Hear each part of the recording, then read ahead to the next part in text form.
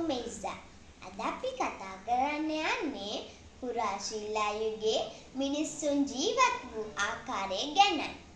පුරාශීලා යුගයේ මිනිසුන් කණ්ඩායම් ලෙස කැලෑවල් වල එළිමහනය සහ තැන් තැන්වල ජීවත් වීමට පුරුදු වුණා.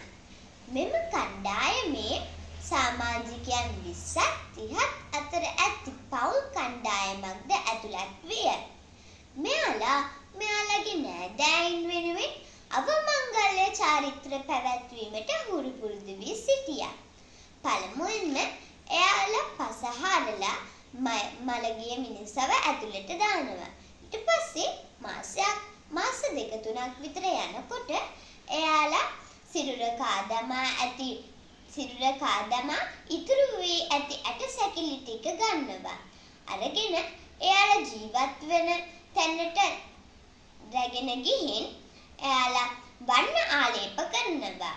වර්ණ සෑදීමට භාවිත කොට ඇත්තේ රතුගුරු ගල්ය. සුළුම ප්‍රදේශවලනේ වර්ණ සෑදීමට රතුගුරු ගල් තියෙන්නේ. සුළුම නොවන ප්‍රදේශවල ජීවත් වූ අය සුළුම ප්‍රදේශවලින් බෙදා හදා ගන්නවා. ඒ නිසා ඒ කාලේ බාණ්ඩු හුවමාරුවත් පටන් ගන්න වුණා. මෙයාට ජීවත් වීමට උපයෝගී කරගත්තේ දඩයම් කිරීම සහ තන තන ඇවිද ආහාර එකතු කිරීමයි.